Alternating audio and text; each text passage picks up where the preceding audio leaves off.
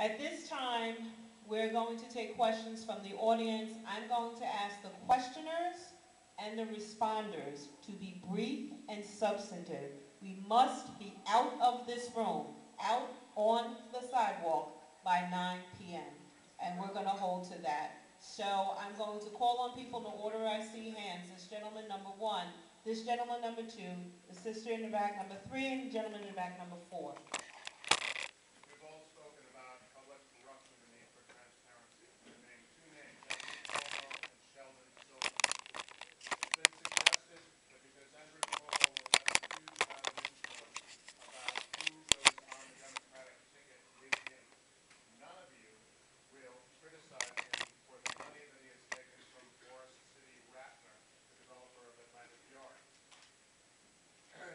Andrew Cuomo has been asked to investigate Atlantic Yards. Eric Schneiderman, you said tonight that the Attorney General has that power with respect to eminent domain and investigating Atlantic Yards specifically. Eric Danello, tonight you said that the Attorney General should be issuing opinions and rulings that would prevent that kind of eminent domain abuse. Is it true that none of you will criticize him for taking those contributions and not returning them? Sheldon Silver, I think on the subject of corruption, Norman Oder has written more than anyone. We need your question, sir. We got the first one. We got the first one. Yeah. He has suggested, although giving a lot of good press to Richard Brodsky, that Richard Brodsky went light on Atlantic Yards in order to get Sheldon Silver's endorsement. We need the question. How does the panel respond to that? To Mr. Brodsky's endorsement. Whether he went light on Atlantic Yards as opposed to the kind of good work he did on Yankee Stadium in order to get Sheldon Silver's endorsement. Thank you, Ms. Rice. I can't comment on that. Mr. Schneiderman. I'll let Richard speak for himself, which he's capable of doing, but let me mention then the first point.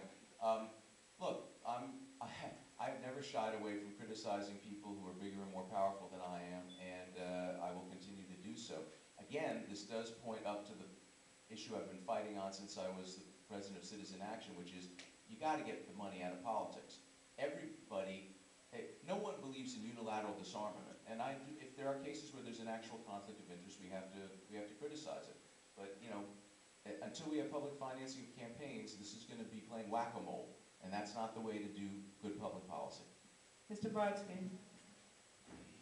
As the only non-Brooklynish guy who even got his feet wet in the Atlantic Yards thing, as the guy who stopped these kind of deals from going forward in the future, as the guy who did the investigations of the MTA and held their feet to the fire on Atlantic Yards, I find the question one of those things in which you engage in circular insanity. I will not defend my integrity based upon innuendo, rumor, and who I happen to have been endorsed by. If I've taken money from Forest City Ratner, nail me. If anybody here has taken money from Goldman Sachs, nail them. If anybody here has taken money from Leo Hendry, nail them. My record of integrity and my activism on Atlantic Yards is unique for a non-Brooklyn person. And although these are open forums and I welcome the right of anyone to ask questions, let me suggest that the endorsements I've gotten have nothing to do with my ever going light on anything. It's the first time in my life anyone ever accused me of being diplomatic. Mr. Dinallo. I've stood up to the biggest banks, the biggest insurance companies. I don't think it's an issue of being afraid to stand up to someone. I, first of all, don't have all the facts in hand. And secondly, I agree with Senator Schneiderman. A lot of this is about campaign finance reform. You could pick across anyone's filings and find, arguable innuendo or conflict until you get public finance in these offices. As Sean said earlier, and I like his sort of staged approach. And by the way, I think the money would actually pale in comparison to the increases in efficiency and ethics around government. You just can't sort of do that approach, in my opinion. Mr. Coffey? I'll touch on the second question first. I don't know Mr. Brodsky well, but we're doing a lot of these. And he's one of the most, from what I see, one of the most ethical people I've ever met. So I